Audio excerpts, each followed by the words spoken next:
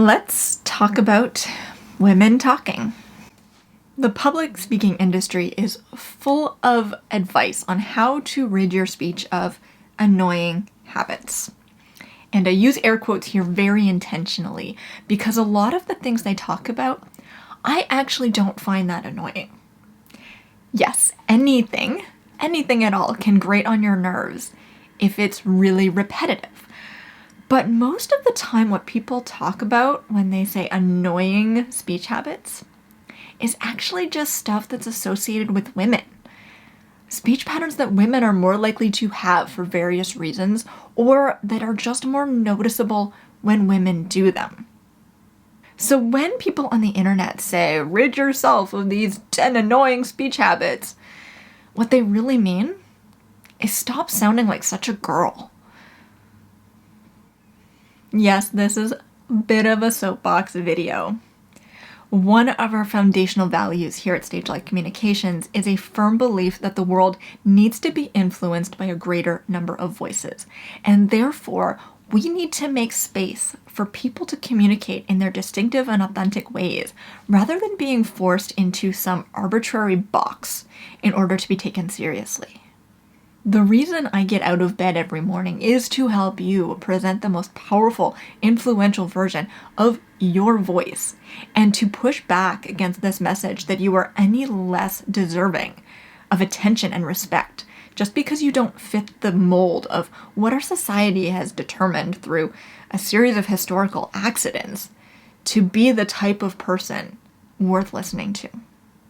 And because I feel so strongly about this, from time to time, I get a little ranty. But stick with me, superstars. Let me be your Miss Frizzle and take you on a magical ride through the worlds of linguistics and sociology to explore how they affect the way people communicate and how we're perceived. Today, I want to focus on 3 speech patterns typically associated with women, especially young women. And I want to be clear, the information in this video does not apply to all women at all times in all places, because there is remarkable diversity among us. But this research came about when I got curious about my own experiences as a young professional. Hearing people who looked and spoke like me being called unintelligent or insecure when we were none of those things, being mocked and called annoying just for opening our mouths.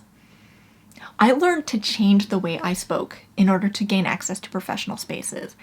And many people from many different backgrounds have to do the same thing every day. But when you do this, all those habits that you suppress or cover up don't go away. When I'm with my friends, I still talk like a millennial who grew up wearing crop tops and watching Britney Spears videos on TV because that's who I am. And they understand me when I speak like that. All of these habits that are written off as insecure, or unintelligent, or annoying are actually sophisticated and nuanced forms of communication for those who know what they're listening for. Here's something that I've learned through my career, first as a lawyer and now as someone who trains professionals to make communication work for them. If you are looking to be the kind of person that people stop and listen to and take seriously, then you need to be aware of what you're putting out there. And you need to be aware of when others aren't picking up what you're laying down. When you have that awareness, you can make a choice. You can say, is this a time when I'm going to adapt and change the way I communicate in order to meet my audience where they are, to reduce friction and make it easier to get what I'm trying to achieve? Or is this a time when I'm going to stand in my power and be the person I grew up to be, and anyone who isn't okay with that can just deal with it? When you have that choice, you have power. You have influence. And on the flip side, if you write someone off just because the way they communicate doesn't match your expectations of how they're supposed to express themselves, how much might you be missing out on? How much insight, how much value? What if you could pick up those subtle cues and make your own world bigger as a result? First up on the agenda, let's talk about Upspeak. Upspeak is when you end your sentence with an upward inflection, like you're asking a question, even when you're not. As a public speaking coach, I spend a decent amount of time helping people control this habit. It comes up a lot, especially when you're reading off of a PowerPoint slide. And the thing about Upspeak is that it can be perceived as ditzy. People might assume that you don't know what you're talking about or you're feeling unsure of what you're saying. And to be fair, sometimes that is true. It can also be annoying when it's used excessively. But the flip side of Upspeak is that it can actually be a very sophisticated form of nonverbal communication, and what it expresses might surprise you. One potential use of Upspeak is to verify the listener's understanding. So let's say we're in an office building and you ask me for directions to the washroom.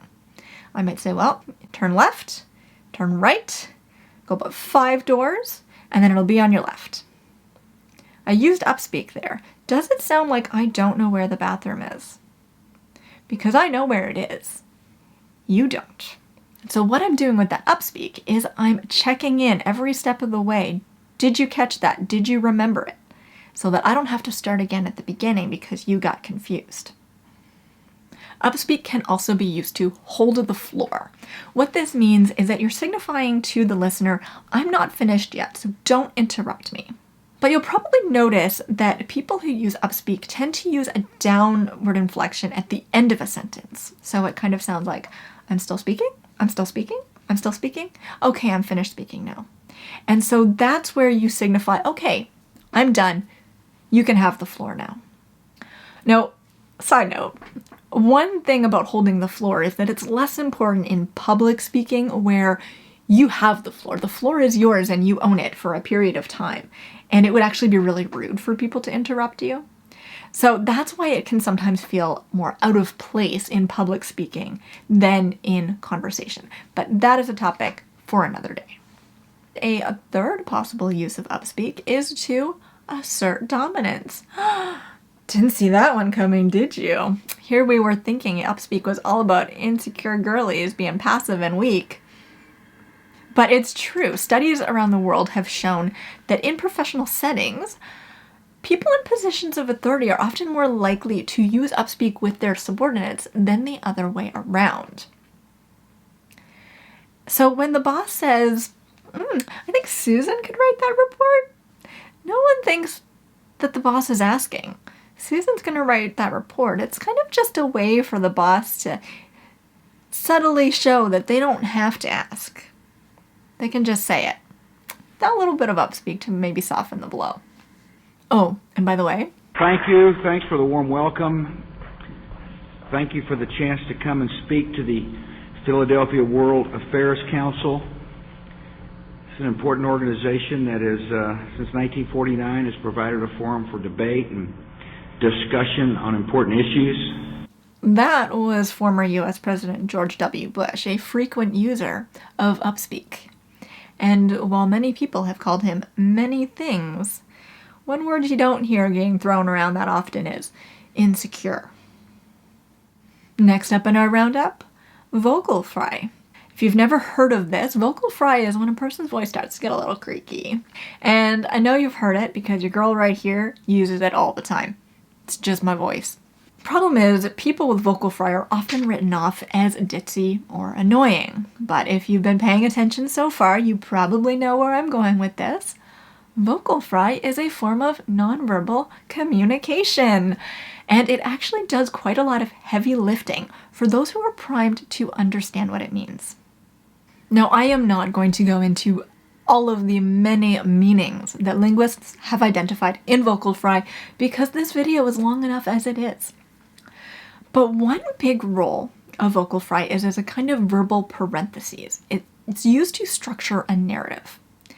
So if you ever read a transcript of someone speaking naturally, you might find it kind of incomprehensible because we'll often go off on these little tangents and asides, make commentary on what we're saying as we're saying it, or interrupt ourselves in order to preface something so that it's not misunderstood. And when those words are just strung together without context, it can kind of resemble word salad.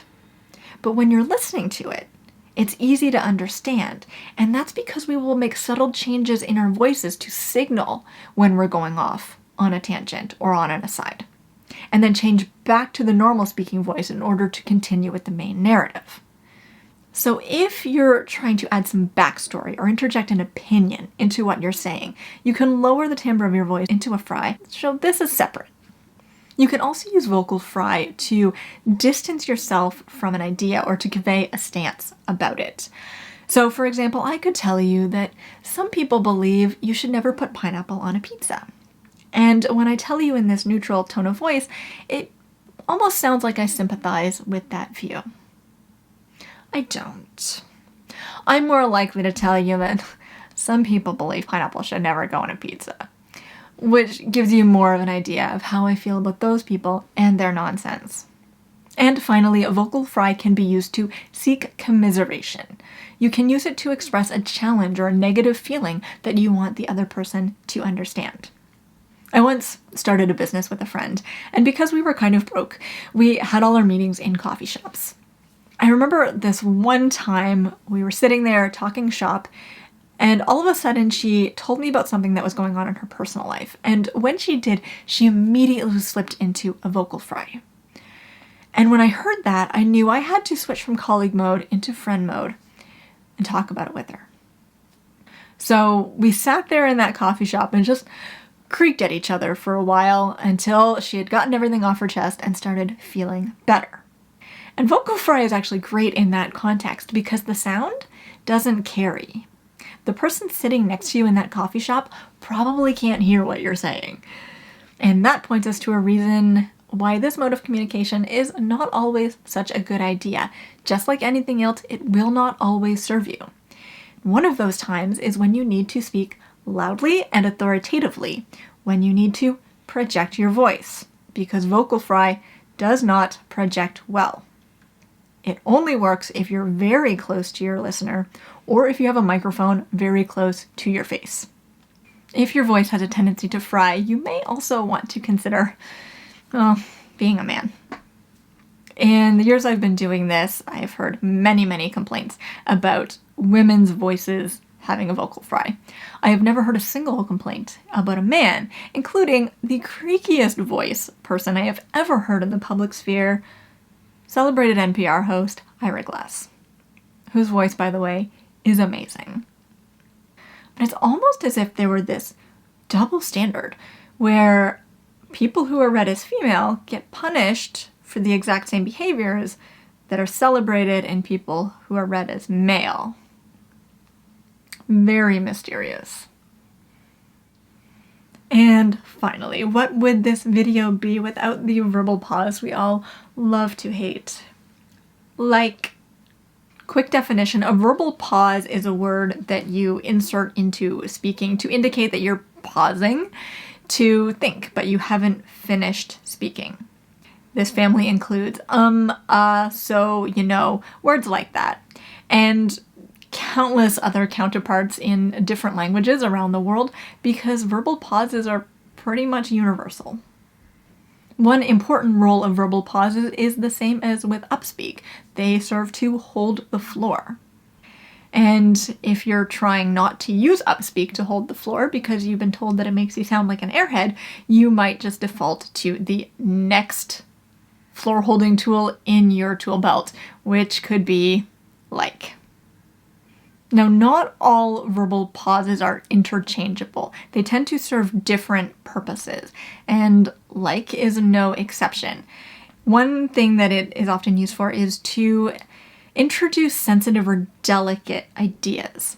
So, in the personal world, you might say, I gotta tell you, I think this guy you're dating is not a good guy, and I think you should probably stay away from him. It can also convey nuance or uncertainty. And this is a big one. So if I say, The Godfather is the most famous movie in cinematic history, or I say, The Godfather is the most famous movie in cinematic history, those are two different sentences with two different meanings. The second one doesn't just have a pointless word thrown in. It's different.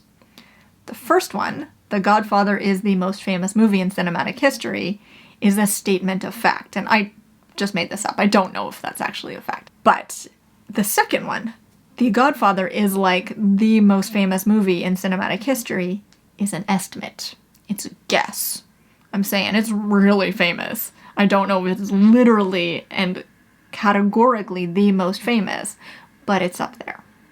So that's what the like is doing in that sentence.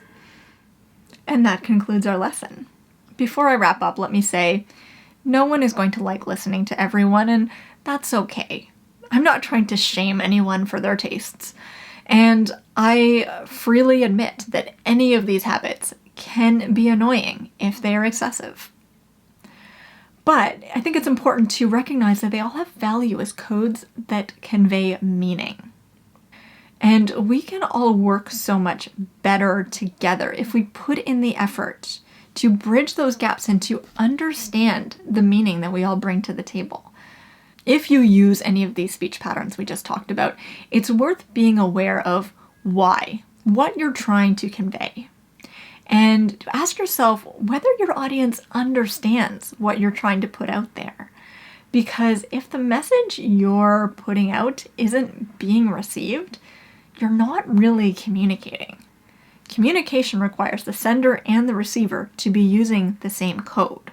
So if you find yourself being misunderstood, you might want to adapt the way you communicate in order to meet your audience where they are, get your point across, and reduce friction in them accepting it. But do not ever let someone shame you for communicating the way that you learned how.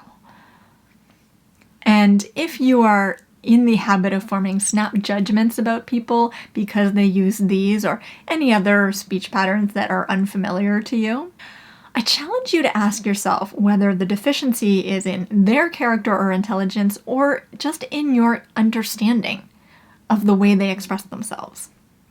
Get curious and try to understand the depths of meaning that they're trying to convey. And when it comes to young women in the workplace, consider this.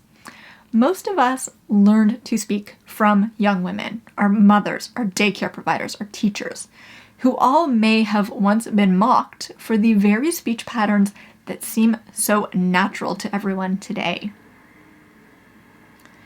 That demographic is, historically speaking, the most influential when it comes to evolution of the language. So if you want to stay on the cutting edge, maybe you go learn something from your young female colleagues, because they are like the communications experts of the future.